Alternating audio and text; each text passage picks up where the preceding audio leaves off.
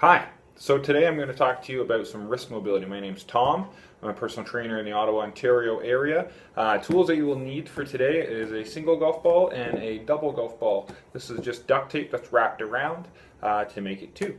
Okay, so why do we want to work on wrist mobility? Because I definitely see a lot of people get that slight angle and things, and you're typing, you're clicking, you're playing video games, you're texting, whatever it is, all these little movements, and then our hands get stuck in these areas, and it creates a lot of tension through our forearm, preventing us from getting into positions like a push-up position with a 90-degree wrist, or similarly our front rack position, and then when we go up overhead, it can translate all the way down to our shoulder and into our back if we have a lot of tightness going on in through here. And we want to be comfortable in your exercise. You want to be strong, and you want to be able to apply your force as cleanly and smoothly as possible. So when we look at your wrist, we have to think that your wrist is really just a bunch of bones, just like your ankles, that are meant for huge ranges of motion, right?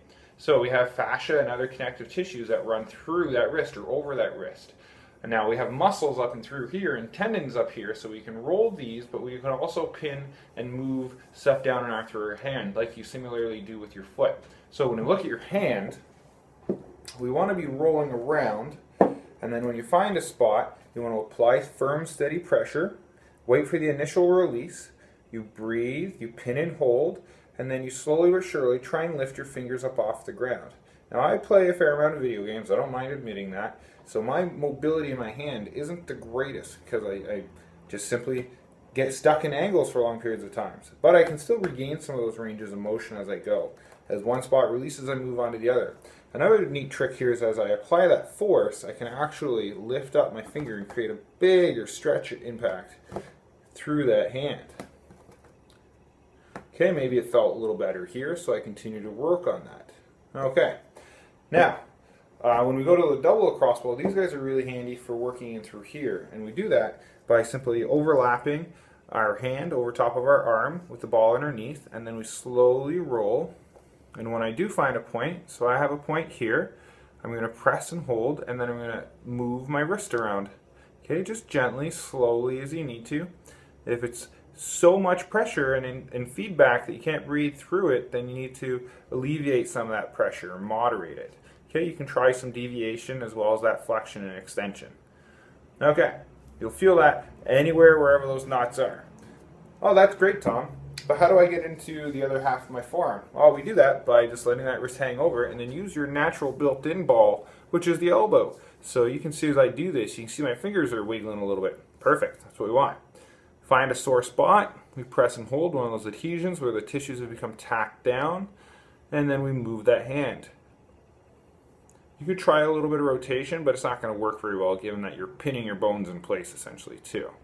So that's your rolling components of things. The other easy one that can work too is if you gently push between the radius and the ulna, and then you can work on that rotation through here. Just be gentle because there's lots of stuff going on in there.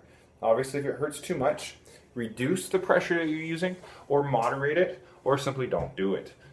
Be safe, that's the most important thing. Okay, so now when we go to stretch, we want to be able to make sure our fingers are nice and wide, okay, as wide as they'll go, and then we want to apply that pressure. We lean forward, we create tension, and then we go side to side gently. We'll see my wrists are rocking side to side. Okay, that's one good stretch there. Another good stretch is that we can now go palms facing down, inside of the wrist. My fingers are still nice and spread.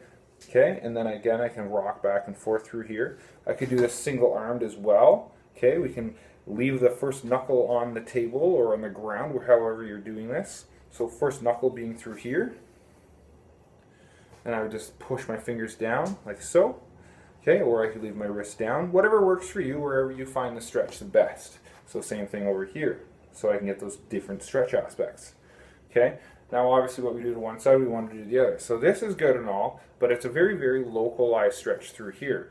Now we need to complete that chain. So I like to open up the wrist, fold through that first knuckle, try and get my pinkies or my fingertips towards my arm, then create that tension, and then I can rock back and forth. Notice that I'm now pinning my fingers to my hand or towards that forearm as I'm rocking. That can be intense, so just take it easy as you need to. The other good one that I like too is it adds a little bit of that rotation into things, and you can certainly create even more torque, if you will, through that. And you can see all that tension that I have in my forearm. Okay, now I could also then come back like this. You just really have to somewhat play with it and figure out what works for you and what doesn't work for you. There's a couple other really good movements out there, but I find that if you spend too much time in the area, you'll simply get frustrated. Time it. Do 2 minutes of the rolling with the 2 balls, okay? Maybe 1 or 2 minutes with here, 1 or 2 minutes with this guy, and then get into the stretches for 5 minutes on each wrist at the top end of things. And just remember, too much medicine can be a bad thing, so you want to give it just enough that it starts to feel better. If you go too far down that train, that path, then you can do damage, and that's called bruising, right? You can bruise a tissue. If I keep punching in the arm over and over and over again, eventually you bruise. Same thing when you're doing any kind of rolling, whether it's on your legs or your arms, your back, doesn't matter. Be careful, go easy at first, and give it little bits of medicine, slowly but surely, allowing them to accumulate over time. The last thing is going to be consistency. So if you only do this once, you'll get temporary relief. You need to do this regularly. Every other day, every day, a little bit, now and then, certainly will help, but it's that consistency. It needs to be done at intervals. Once a week won't cut it. Twice a week will do better. 3 times a week is getting there. 4 times a week is where you're going to really see changes and results. Once again, my name is Tom. If you have any questions, you can shoot me an email. My address is tomkingpt, all one word, @gmail.com. All right, thanks. Bye-bye.